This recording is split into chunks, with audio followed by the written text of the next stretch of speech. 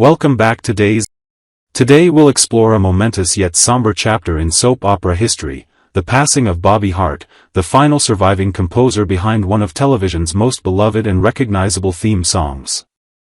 Hart's death on September 10, 2025, at age 86, marks the end of an extraordinary musical era that has defined daytime drama for nearly 6 decades. The television world has lost a true maestro whose melodic genius helped create the emotional heartbeat of Salem. Bobby Hart, alongside his legendary collaborators Charles Albertine and Tommy Boyce, crafted more than just opening music. They created an auditory time capsule that has welcomed millions of viewers into the dramatic world of Days of Our Lives since 1971. His passing represents the final chapter in a remarkable creative partnership that fundamentally shaped how audiences experience soap opera storytelling. The genesis of a television masterpiece. The creation story of the Days of Our Lives theme reads like something from the show itself, filled with creative struggles, artistic inspiration, and ultimate triumph. When producers Ted and Betty Corday first approached the songwriting duo of Tommy Boyce and Bobby Hart, they presented an unusual request: compose something reminiscent of Sunrise, Sunset, from the Broadway sensation Fiddler on the Roof. This initial direction would prove challenging, as the composer's first 2 attempts were swiftly rejected by the discerning Cordays. Hart's breakthrough moment came from an unexpected source of inspiration: childhood memories of his mother listening to radio soap operas. In what would become their 3rd and final attempt, Hart suggested using an organ to recreate those haunting melodies that had drifted through his family home years earlier. This nostalgic approach, combined with Boyce's additional creative suggestions, finally resonated with the producers. The result was a composition that perfectly captured the essence of daytime drama: mysterious, emotional, and timelessly elegant. The iconic spoken introduction, "Like sands through the hourglass, so are the days of our lives," was originally voiced by announcer Ed Prentice when the theme debuted on November 8, 1965. However, it was MacDonald Carey, the show's beloved patriarch, who took over narration duties in March 1966, lending his distinctive voice to what would become one of television's most quoted phrases. This collaboration between Hart's musical composition and Carey's warm delivery created an opening sequence that has been experienced over 11,000 times by devoted audiences worldwide. A musical dynasty beyond Salem. Bobby Hart's artistic legacy extends far beyond the fictional town of Salem into the broader landscape of American popular music. Born Robert Luke Harshman in Charlottesville, Virginia, in 1939, Hart demonstrated exceptional musical talent from his teenage years, mastering piano and songwriting before pursuing his dreams in Los Angeles. His partnership with Tommy Boyce, formed in 1959, would evolve into one of the most successful songwriting collaborations of the 1960s pop era. The duo's work with the Monkees catapulted them to unprecedented heights in the music industry. Classics like "Last Train to Clarksville," "I'm Not Your Steppin' Stone," and "I Wanna Be Free" became defining anthems of the television-generated band phenomenon. Hart and Boyce didn't merely write these songs, they were intimately involved in the recording process, contributing backing vocals alongside session musicians to create the distinctive Monkees sound that captivated millions of young fans. Their artistic evolution from behind-the-scenes songwriters to front-and-center performers showcased Hart's versatility as a creative force. From 1967 to 1969, Boyce and Hart released 7 singles across 3 albums as recording artists in their own right. Their biggest commercial success, "I Wonder What She's Doing Tonight," reached the top 10 on the Billboard Hot 100 in 1967, proving their ability to connect with audiences both as composers and performers.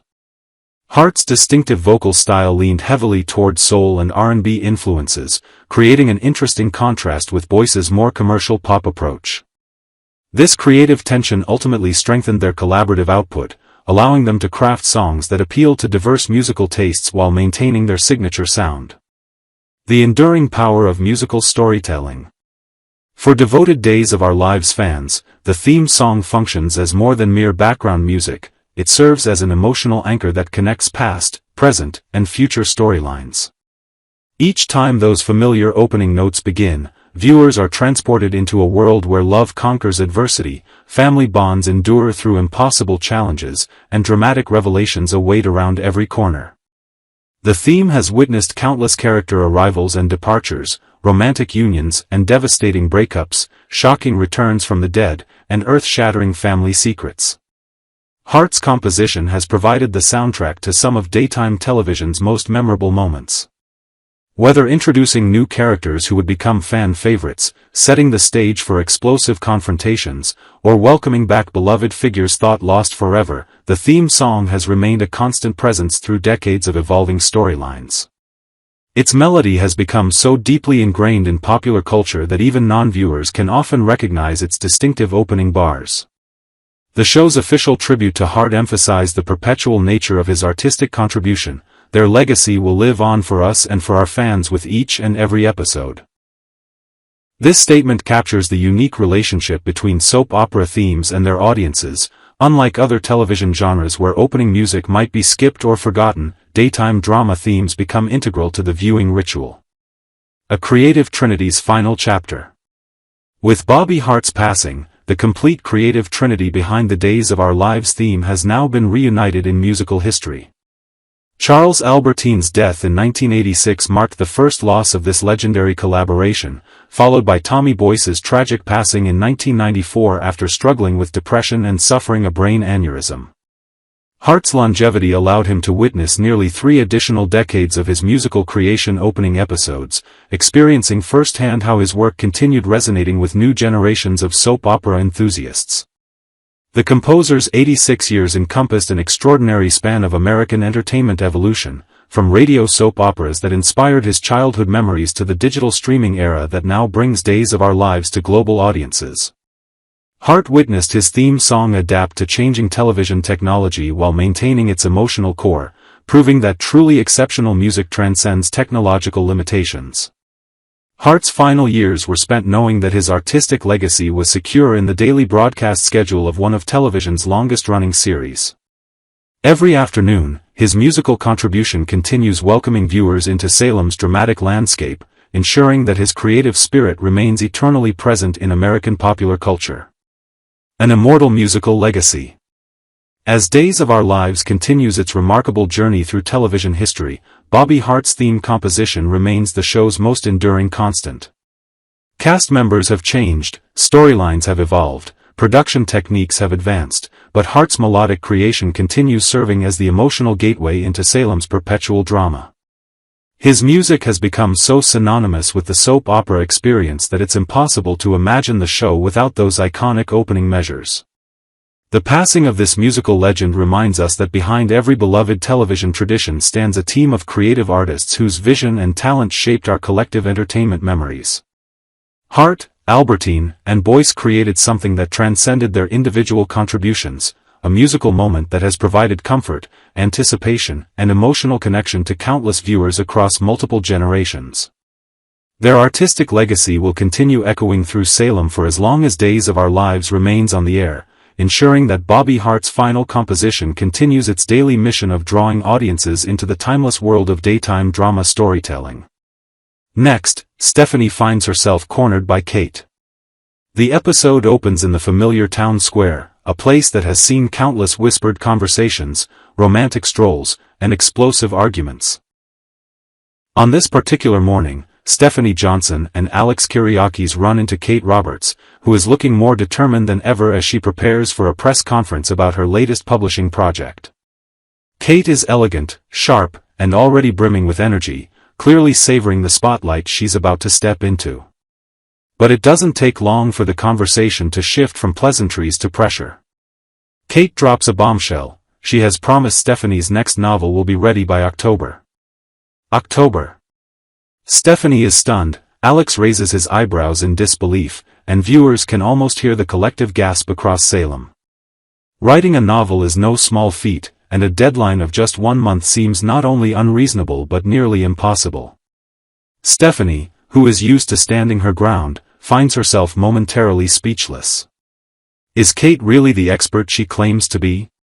Kate has always been a savvy businesswoman and a master manipulator, but literature is not the same as corporate deals.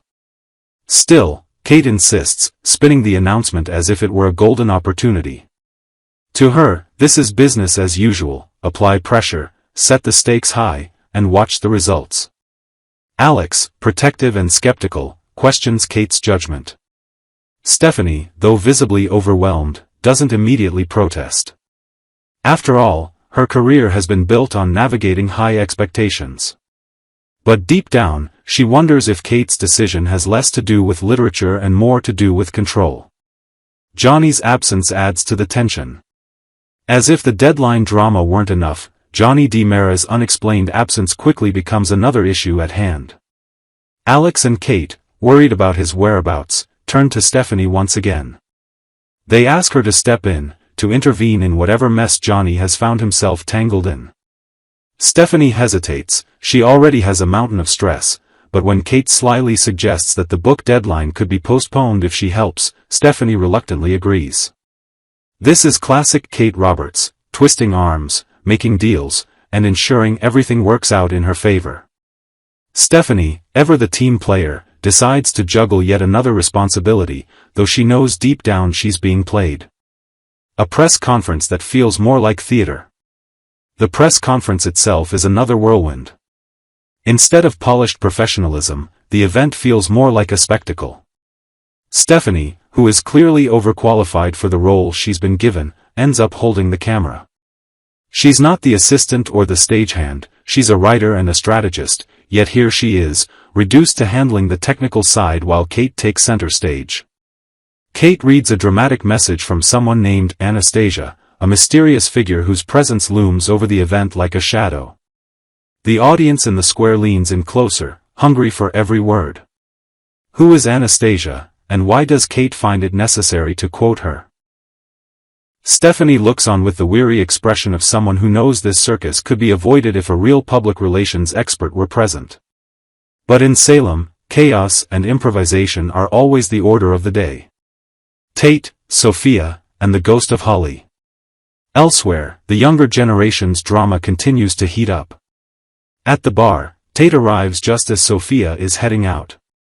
Their brief encounter stirs up all sorts of emotions, particularly for viewers who remember the tension between Tate and Holly.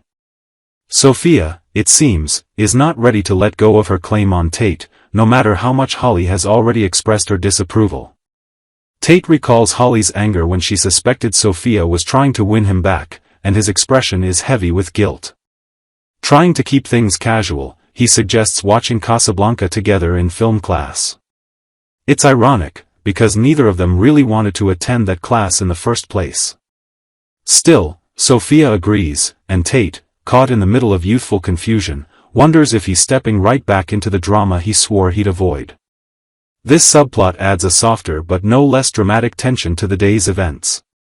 While Kate and Stephanie wrestle with high-stakes business deals, Tate is wrestling with matters of the heart, and in Salem, those battles are often just as dangerous. Tony's smirk and a hint of trouble. Back in the square, the press conference winds down. Kate wraps things up with her usual flair, while Alex does his best to politely say goodbye to everyone.